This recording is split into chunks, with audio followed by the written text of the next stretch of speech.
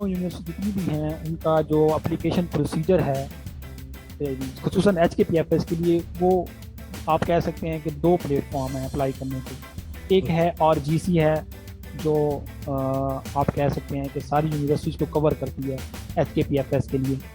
पहले आप R G सी की वेबसाइट पे जाएंगे, उसमें नॉर्मली एक नंबर जनरेट होता है, एच के पी एफ नंबर जनरेट होता है। तो पहले आरजीसी की वेबसाइट पे जाके वो आपने सिंपल अपना जो है नॉर्मल, इतने वो लंबी डिटेल नहीं देनी, जी। उसके अंदर ज़रूरत नहीं है। जस्ट नेम और आपका यूनिवर्सिटी नेम जहाँ पे अप्लाई करना चाह रहे हैं और उसके किस डिपार्टमेंट में अप्लाई करना चाह रहे हैं, तो ये सारी बेसिक इन्फॉर्मेशन देंगे तो आपको एक एच के P F S number generate होगा उस यूनिवर्सिटी के से रिलेटेड जिसमें आप अप्लाई कर रहे हैं।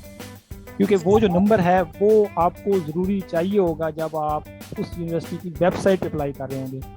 तो इसका मतलब ये हुआ कि हमारे पास दो प्लेटफॉर्म हैं जिनके ऊपर हमने अप्लाई करना है, एक आरजीसी की वेबसाइट पे और एक यूनिवर्सिटी की अपनी वेबसाइट पे अप्लाई करना है। अब जो यूनिवर्सिटी की वेबसाइट पोर्टल होगा जिस पे अप्लाई करना है, वो थोड़ा एक कम्प्रीहेंसिव जो है एप्लीकेशन फिलिंग जो फॉर्म्स हैं उसके काफ़ी जो है ना आपको डिटेल्ड इंफॉर्मेशन देनी होती है।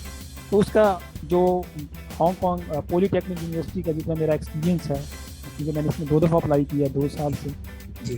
तो उसमें मुझे ये आइडिया हुआ है कि आपको आप आपके पास जो है सफिशेंट अपने बारे में डिटेल इंफॉर्मेशन होनी चाहिए। जैसे आपकी एक्स्ट्रा करिकुलर एक्टिविटीज़ के बारे में पूछा जाएगा, उसमें बताना होगा कि आपने क्या कौन कौन सी एक्स्ट्रा करिकुलर एक्टिविटीज़ या कोई इवेंट्स या जो आपने सोशल एक्टिविटीज़ की हैं अपनी सोसाइटी के लिए, तो उसमें आपका क्या रोल था और उसमें आपने क्या ड्यूटीज़ परफॉर्म की और किस तरह से आपने जो है अपना पार्ट जो है उसमें वो किया, सर्व किया।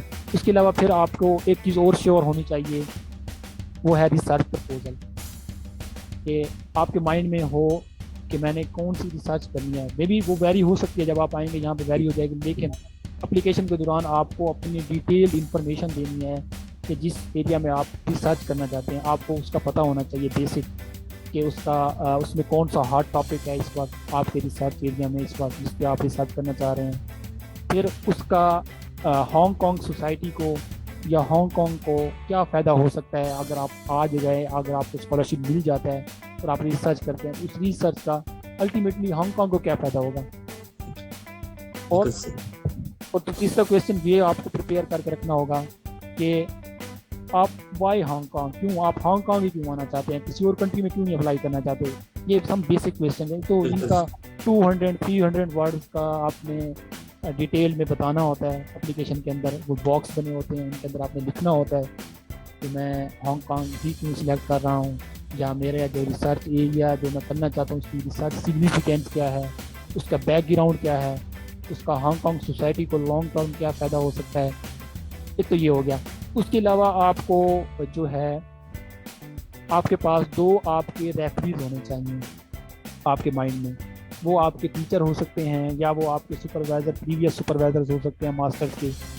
होता ये है कि जब आप उनके नाम लिखते हैं अपने 2 रेफरीज के, तो जो आपकी यूनिवर्सिटी है वो ऑटोमेटिकली ईमेल जनरेट करती है उन प्रोफेसर्स को, क्योंकि आप उनकी ईमेल भी दे रहे होते हैं ना जब आप एप्लीकेशन फिल कर रहे होते हैं।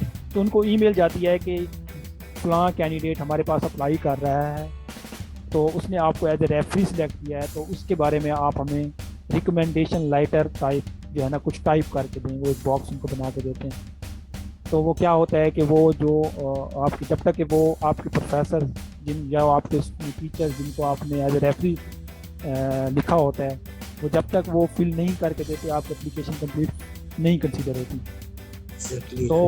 तो इसका मतलब ये हुआ कि आपको पहले 2 प्रोफेसर एटलीस्ट उनको कन्विंस करना होगा कि सर मैं अप्लाई कर रहा हूँ फलां यूनिवर्सिटी में, तो मे बी आपको ईमेल आएगी, बल्कि डेफिनेटली आएगी।